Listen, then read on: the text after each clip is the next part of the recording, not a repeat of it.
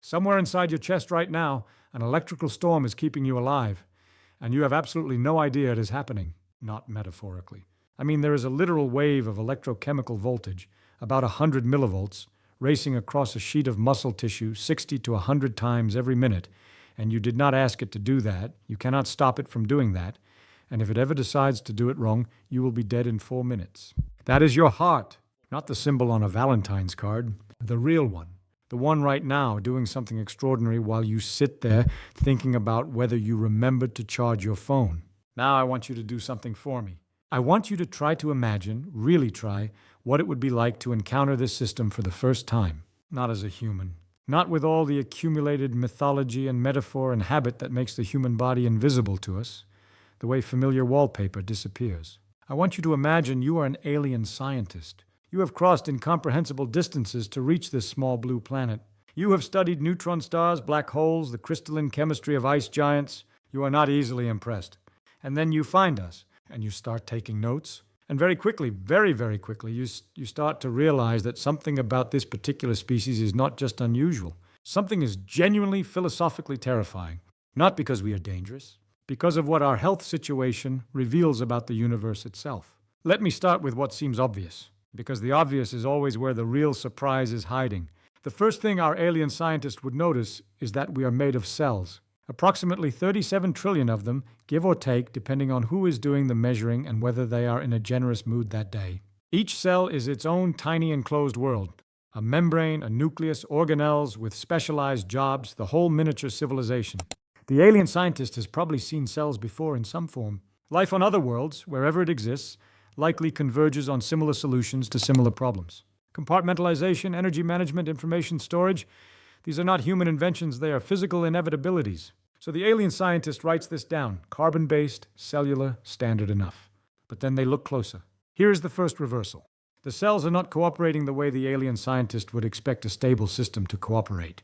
Some of them are actively trying to kill each other, and not in a disorganized, chaotic way, in a highly coordinated, surprisingly elegant way. Your immune system, the thing you probably imagine as your body's army, heroically fighting germs, is actually a constant civil war. Right now, specialized cells called T lymphocytes are scanning every other cell in your body, reading tiny protein flags on their surfaces, and making a decision, self or non-self, friend or threat. If the flag looks wrong, the T cell triggers a process called apoptosis, programmed cell death, and the offending cell quietly disassembles itself from the inside out. This is not a malfunction. This is the system working correctly. Your body is continuously, deliberately, methodically killing its own cells. Billions of them.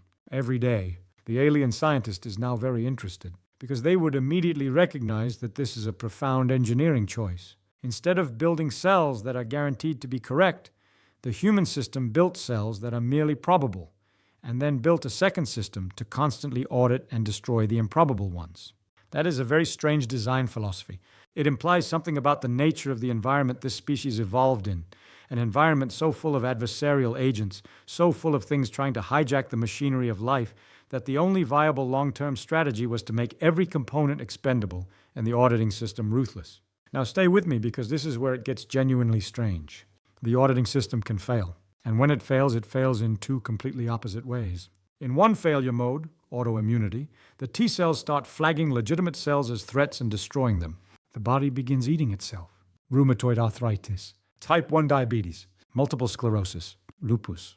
The army turns on the citizens. In the other failure mode, cancer, cells that should be flagged and destroyed somehow hide their wrong flags, or suppress the T cell response, or just multiply so fast that the auditing system cannot keep up, and they form masses of tissue that serve no function in the organism except their own replication. The enemy is the body. The weapon is the body's own growth machinery. The alien scientist would write this down very carefully. The same mechanism that prevents catastrophic cellular corruption also enables catastrophic cellular corruption. The same system, the same molecules. Whether you get autoimmune disease or cancer depends on which direction the same failure runs. This is not a bug. This is not something evolution failed to fix. This is the price of the solution. And that price, that inescapable, elegant, horrifying trade-off, is what would make an alien scientist pause, put down their instruments, and just stare for a while. Let me give you a thought experiment now, because I find it much easier to feel these things than to just calculate them. Imagine you are building a city and you discover that your city has a problem. Sometimes buildings spontaneously develop cracks in their foundations, and if you ignore those cracks, eventually the building falls down and damages everything around it. So you hire inspectors. Thousands of inspectors patrolling every street, examining every building constantly. And whenever they find a cracked building, they demolish it before it can fall on its own. The city stays stable. Good. Now the problem, your inspectors are just human beings making judgment calls. 99 times out of 100 they are right. But sometimes an inspector demolishes a perfectly good building because the light was bad when they inspected it. That is autoimmunity, false positives, friendly fire. And sometimes a cracked building has a very clever owner who bribes the inspector or paints over the cracks before the inspection, and the inspector waves it through. That is cancer, false negatives, the threat hiding in plain sight. Now here is the question that would haunt the alien scientist, and that I think should haunt you. What if there is no city design that avoids both failure modes simultaneously? What if the mathematics of error in any sufficiently complex self-monitoring system guarantees that you will always have both kinds of failure in some ratio forever? This is actually an open question in theoretical biology, and it connects to something much deeper in information theory, Gödel's incompleteness theorems, applied not to mathematics but to living tissue. A system complex enough to model itself is necessarily complex enough to contain errors it cannot detect from the inside. Your body is trying to do something that might be, in the deepest logical sense, impossible to do perfectly, and it does it anyway. It does it well enough that you are here sitting in this hall, alive and thinking. Now I want to tell you about a real moment in history, because the real history is always more extraordinary than anything I could invent. In 1882, a Russian zoologist named Elie Mechnikov was sitting in his laboratory in Messina. He was actually at a temporary research station, his family was away at the circus, and he found himself alone with some starfish larvae and a peculiar thought. He knew that certain cells in these larvae moved around freely inside the body. He had been watching them for weeks. On a whim, and this is the word he used, a whim, he took a small thorn from a tangerine tree in his garden and pushed it under the skin of a starfish larva. The next morning he came back and looked through his microscope and saw something that changed medicine forever. The wandering cells had surrounded the thorn. They were not just surrounding it passively. They were attacking it, engulfing it, digesting it. The cells were eating the foreign object. He called them phagocytes, from the Greek for eating cells. He had just discovered the cellular basis of the immune system. And here is the part of the story that I love. Here is where the history gets honest. Mechnikov was laughed at. He spent years defending this idea against the dominant scientific consensus of his day, which held that the blood's liquid components, antibodies, chemicals, were responsible for immunity, and that the wandering cells were irrelevant bystanders. The argument went on for decades. It turned out both sides were right. The immune system is both cellular and chemical, and neither camp had the whole picture. They were each holding one lens of the same telescope, arguing that the other person's lens was the wrong shape when the actual design required both. Mechnikov won the Nobel Prize in 1908. He shared it with Paul Ehrlich, who had championed the chemical side of immunity. They had spent years as scientific adversaries and ended up on the same stage, sharing the same prize for different pieces of the same truth. That story is not just charming. That story is the immune system as a metaphor for how science itself works. Multiple competing, partially wrong, partially right models that eventually converge on something more complete than any of them imagined. So now our alien scientist has the picture of the immune system in mind, and they move on to the next peculiar feature of human health, the relationship between the human body and time. Every species ages. This is not unique to us. But the specific way humans age and the specific diseases that come with aging would strike the alien scientist as almost deliberately cruel in their mechanism. Let me tell you what is actually happening when a human body gets old, because I think most people have the wrong picture. You probably think of aging as wear and tear, like a machine that gradually breaks down from use. Gears wearing smooth, bearings losing their tolerance, metal fatigue accumulating. This is a satisfying picture, and it is almost entirely wrong. The reversal here is this: your cells mostly do not wear out from use. They wear out from copying. Every time a cell divides, every time it replicates its DNA and splits into two daughters, it has to copy roughly 3 billion base pairs of genetic information. 3 billion? And the copying machinery, which is genuinely spectacular molecular engineering, makes about 1 error per billion base pairs copied. That sounds good. That is good. But at 1 error per billion base pairs, every single cell division introduces roughly 3 new mutations into the genome. 3? Every time. And the average human cell divides somewhere between 40 and 70 times over the course of a lifetime before it stops. That stopping is not an accident, by the way. It is a deliberate limit built into the chromosomes in the form of structures called telomeres that act like the plastic tips on shoelaces, getting shorter with every division until they run out, after which the cell can no longer divide safely and either goes dormant or dies. Now, the alien scientist puts two things together: mutation accumulation plus telomere erosion. These are two completely separate biological mechanisms, operating at different scales with different molecular machinery, and they both contribute to aging. And when you look at them together, you realize something astonishing. These are not design failures. These are design features that became liabilities at a timescale evolution never had to care about. The telomere limit prevents cancer. It stops cells from dividing forever, which is the first step toward a tumor. Mutation accumulation is the price of the DNA repair machinery being imperfect rather than perfect, and perfect repair would require more energy than the cell can afford, and slower division, and a different entire chemistry. The system is not broken. The system is optimized for something: reproduction, survival to reproductive age, and we are now living far past the warranty period. Your alien scientist writes, species appears to be running a biological system past its design parameters. Disease rates increase nonlinearly with age, not because the system degrades, but because multiple protective mechanisms that prevent short-term catastrophe gradually become sources of long-term catastrophe. Which brings me to the thing that would truly terrify them. Not cancer, not autoimmunity, not aging. What would genuinely unsettle a scientifically sophisticated alien civilization is the human nervous system's relationship to its own threat assessments. Let me explain what I mean, because this is the strangest and most profound piece of human health, and it is almost never discussed this way. Your brain right now is running two completely separate systems for evaluating danger. The first is fast, automatic, and subcortical. It lives primarily in a small, almond-shaped structure called the amygdala, and it can trigger a full physiological stress response: elevated cortisol, adrenaline surge, increased heart rate, diverted blood flow away from digestion and toward muscles in about 12 milliseconds. 12. You cannot consciously think in 12 milliseconds. You cannot form a word in 12 milliseconds. This system is ancient. It is mammalian. It is designed for an environment where the danger was a predator and the correct response was run or fight. Right now, no deliberation. The second system is slow, cortical, linguistic, and capable of abstract reasoning.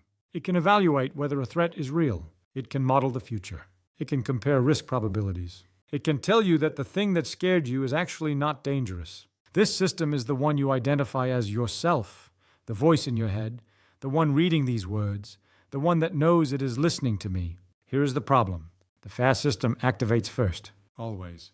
The slow system can eventually modulate the fast system's response, but it cannot prevent the activation, which means that every time your brain encounters something that pattern matches to an ancient threat, your body goes through a full physiological emergency response before your conscious mind has even had time to ask, wait, is this actually dangerous? And then, here's the reversal, the slow system does something remarkable and awful.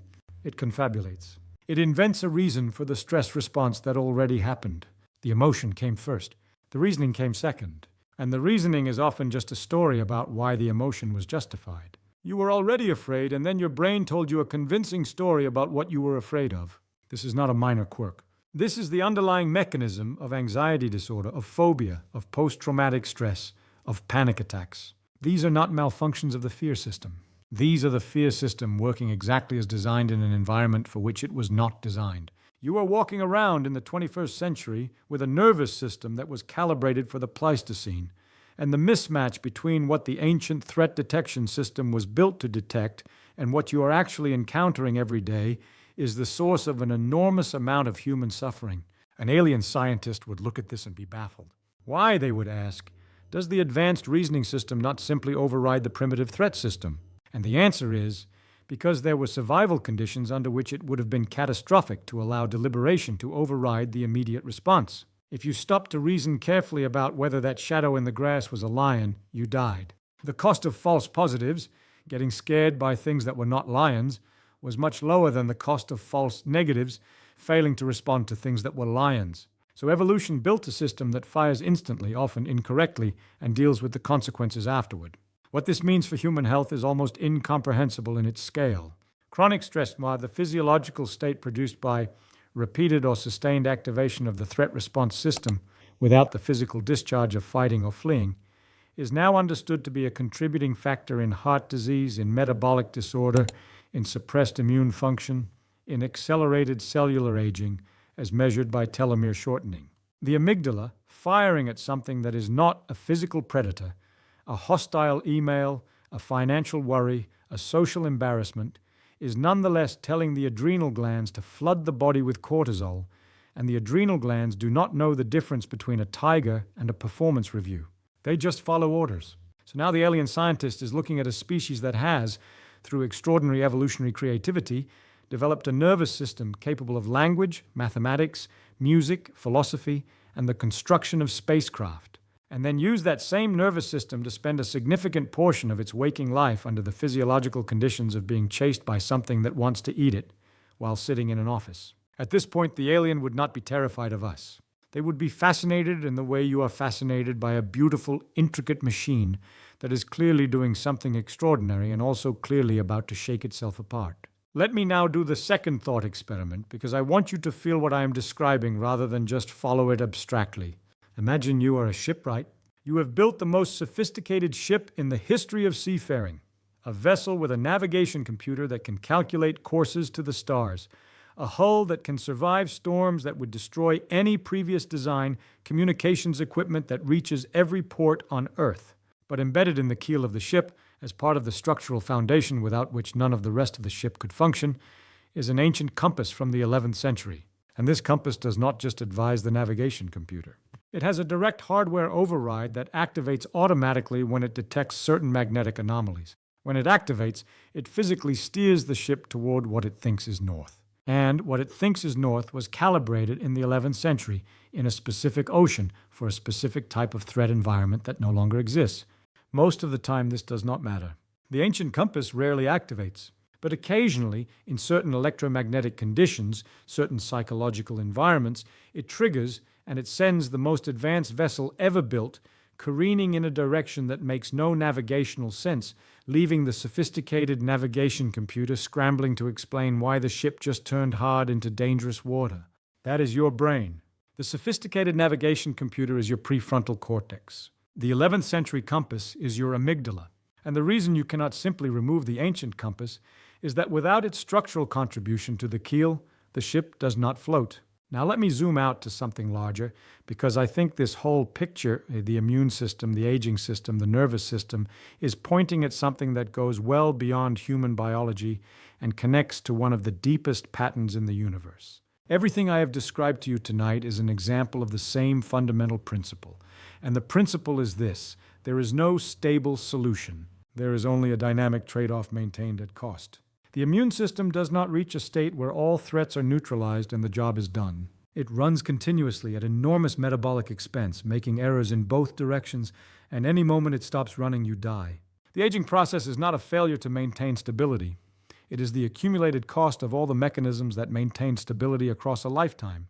The nervous system does not converge on an accurate model of the world and then use that model forever. It constantly revises, constantly reweights, and the ancient override mechanisms that distort accurate modeling are the price of being responsive enough to survive.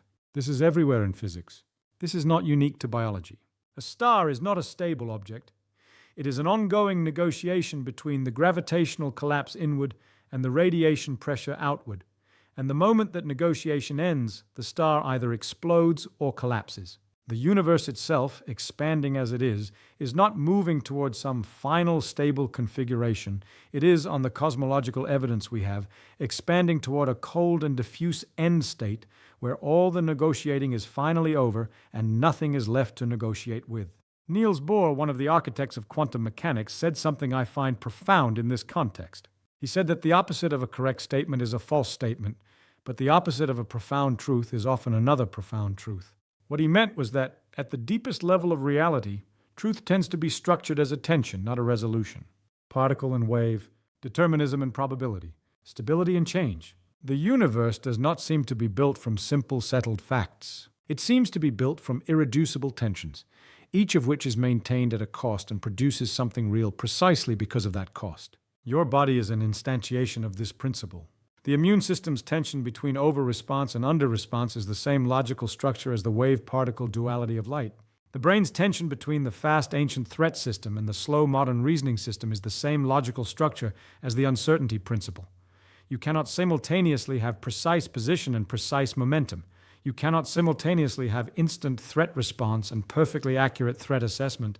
The trade-offs are not accidental. They are, in some deep sense, the shape of what it means to be a complex system embedded in a universe that is always changing faster than any solution can keep up with. And here is the place where I have to tell you honestly, I do not know exactly what this means, and I am not sure anyone does. We have extraordinary models of how individual components of human health work. We can describe the molecular machinery of the immune system with enormous precision. We understand the genetics of aging well enough to have extended the lifespan of laboratory organisms in ways that would have seemed like magic 30 years ago. We have brain imaging good enough to watch the amygdala fire before the cortex responds. But we do not have a unified theory of health, not in the way we have a unified theory of electromagnetism or the beginnings of a unified theory of gravity and quantum mechanics. We do not know at a deep mathematical level what health is. We know what it looks like when it is present and what it looks like when it is absent. We have excellent, carefully tested interventions. But the fundamental question, why does this particular dynamic tension, maintained at this particular cost, constitute health rather than disease, is not yet answered. This is not a failure of medicine. This is a sign that medicine is still in the early phases of becoming a deep science, the way physics was in the early phases when Newton could describe gravity perfectly well without having any idea what gravity actually was. The equations worked, the predictions were right. And the question, but what is gravity doing when it bends space, had to wait for Einstein, who had to wait for Riemann's geometry, which had to wait for the mathematical culture of the 19th century, which had to wait for centuries of accumulated intellectual infrastructure.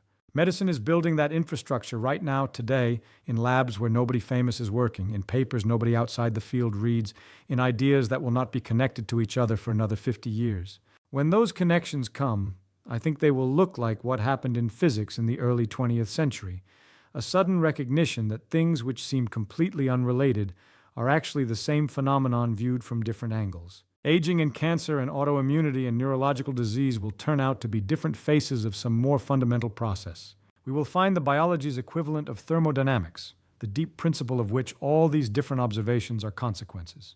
I do not know what that principle is. I genuinely do not know, and I love that. I love it in the way I love a good problem, which is different from the way most people love good problems. Most people love a problem because they expect to solve it.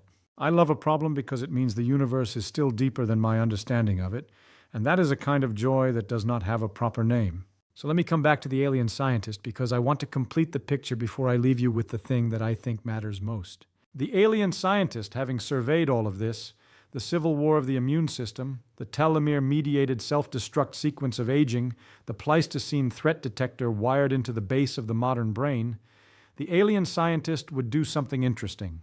They would compare notes with their colleagues.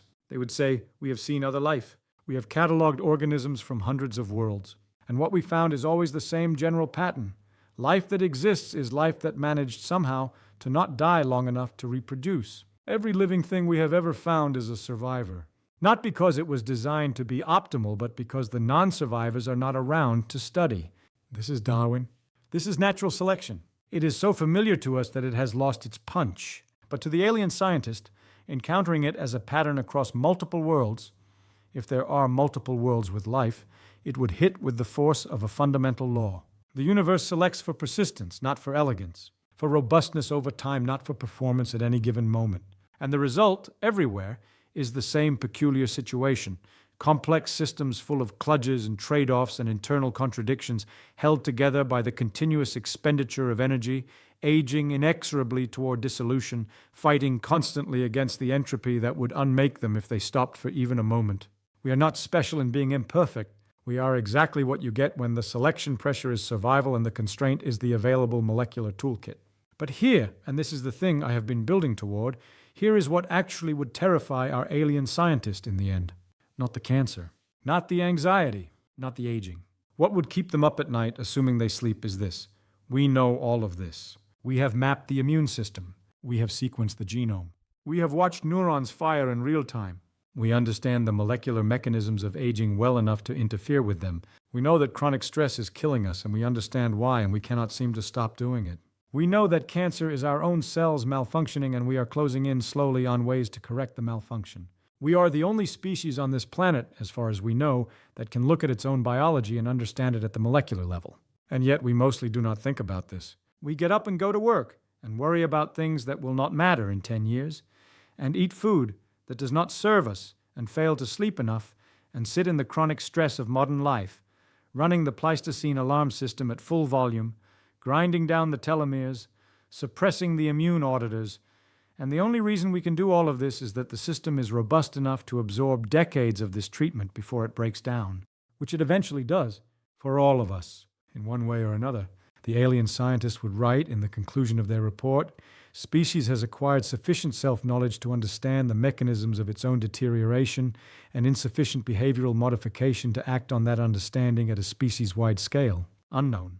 Whether this gap between comprehension and action is itself a product of the same evolutionary constraints that produce the biological vulnerabilities, or whether it represents a new kind of problem, a cognitive cultural failure mode without clear biological precedent. And then the alien scientists would seal their report and transmit it home across whatever vast distance separates their civilization from ours, and the transmission would take a long time, and while they waited for the acknowledgement to come back, they would sit and think about one more thing. The thing I want to leave you with. 100 years ago, the average human life expectancy at birth was around 40 years in most of the world.